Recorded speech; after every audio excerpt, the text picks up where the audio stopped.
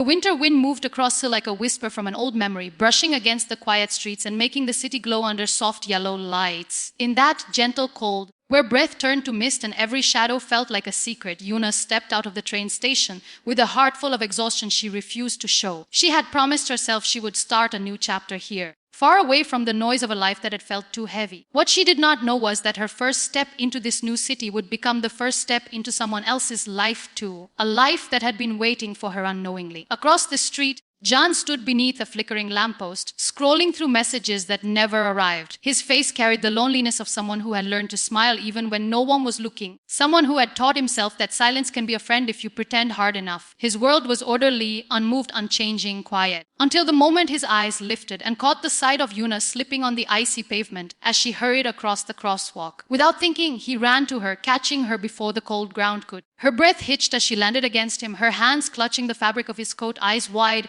lips parted slightly in surprise. And something shifted in the air. "Are you okay?" he asked, his voice low and gentle in the way that makes a stranger feel safe. Yuna nodded, still catching her breath, feeling a strange warmth she couldn't explain. I'm fine. Thank you." Their eyes held for one quiet moment, a moment that would later feel like destiny marking them with invisible ink. They parted with polite bows, not knowing that this small accident would return to them again and again like a melody they could not forget. The next morning, Yuna started her new job at an international creative agency, nervous but determined. The office was modern, full of glass walls and soft background music mixed with the clacking of keyboards. She introduced herself, soft voice, shy smile, hoping no one would notice how her hands trembled slightly. She was still adjusting to everything: the city, the language differences, the life she had escaped from. When she stepped into the meeting room, she froze. Jian sat at the table, reviewing documents as sunlight fell across his hair like a spotlight. He looked up at her with surprise, but a small smile tugged at the corner of his lips. "Seems we meet again," he said softly. Yuna felt her heart skip a beat, but she returned the smile, shy but real. Yes, destiny must like playing these small tricks. Little did she know destiny had much bigger plans. Work brought them closer.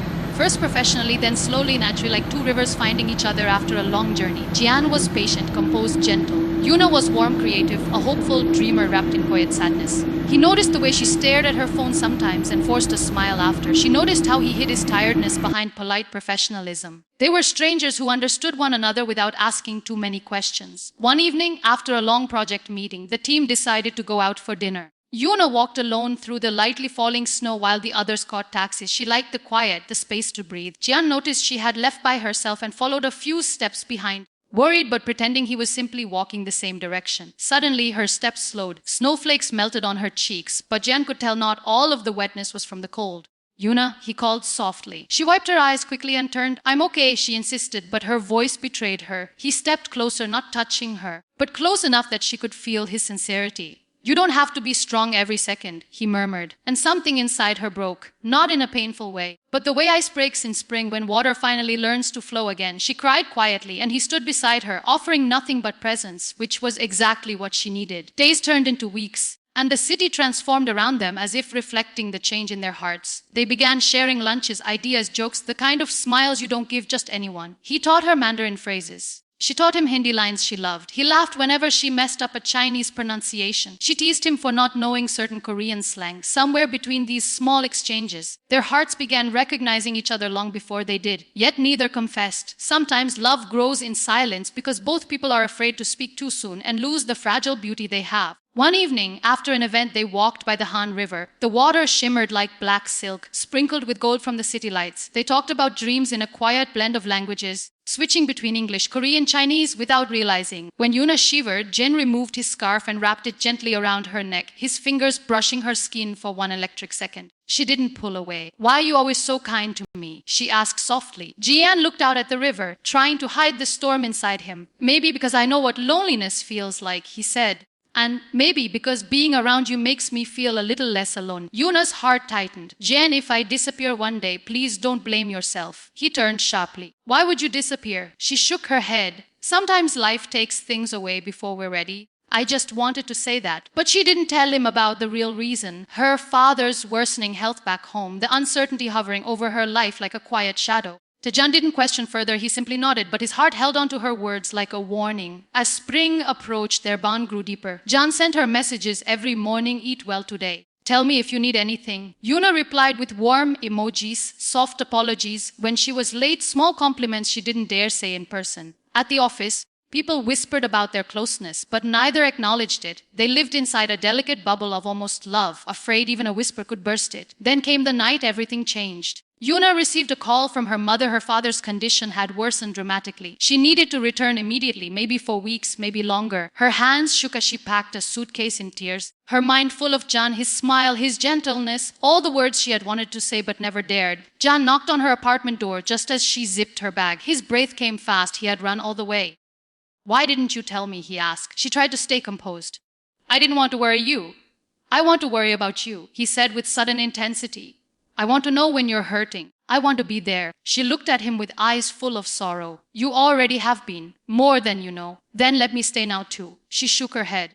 "I can't ask that from you." "You don't have to ask," he whispered. But she hugged him then, a tight, trembling embrace full of things she couldn't say, and whispered, "Thank you for being my today." He froze. Only today, she pulled back, tears falling. "If tomorrow is kind, maybe then too." Before he could reply, she stepped away, grabbed her suitcase, and walked down the hallway. He did not follow. He knew that love isn't always about holding tight. Sometimes it's about waiting. Days turned into weeks. Yuna stayed with her family, caring for her father. Losing sleep herself, Jian sent messages every day, but some went unanswered. He told himself she was busy. He told himself she would return, but fear tugged at him every night, across the distance. Yuna read every message but didn't always reply. She didn't want to burden him. She didn't want him to feel tied to a future she couldn't promise. But each unread message felt like a throwing her to him anyway. When her father finally stabilized, Yuna took a late night bus to the airport. She didn't tell Jian. She wanted to surprise him. Or maybe she wanted to see if destinies still had their names written beside each other. When she arrived back in Seoul, spring flowers had begun blooming. She walked to the office the next morning, heart pounding,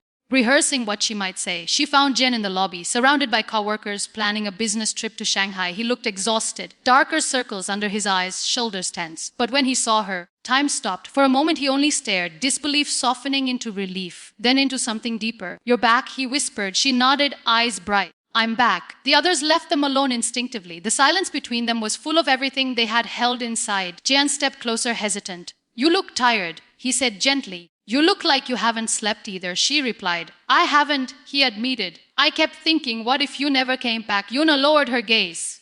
"I wanted to. Every day. Then why didn't you tell me?" She looked up, tears gathering. "Because I was afraid that if I leaned on you too much, I'd forget how to stand on my own." Jian shook his head softly. "Love isn't about standing alone. It's about learning to stand together." His voice trembled slightly. "I don't know what tomorrow brings, but if today gives me a chance to choose you, I choose you." "Yuna," she stared at him, her heartbeat echoing in her ears. "And what if tomorrow chooses differently?" "Then I'll choose you again," he said. "Every tomorrow." Her tears fell. But she smiled, a soft, vulnerable smile that felt like a promise. "Jian," she whispered, "you are my today and all of my tomorrow." He closed his eyes as if those words were sunlight. He reached for her hand slowly, giving her time to pull away. She didn't. Their fingers intertwined naturally, like they had always belonged together. From that day forward, their story unfolded with all the beauty and complications of a Korean Chinese romance touched by Hindi emotion. Two hearts from different worlds choosing each other again and again. Some days were difficult. Some days were magical, but every day they tried, and somewhere between the late-night conversations, the shared meals, the quiet walks by the river, and the gentle understanding of two souls who had been lonely for far too long, they realized that love wasn't a grand declaration. It was a steady presence, a soft reassurance, a hand held in the dark, a promise spoken in silence, a heart that whispered,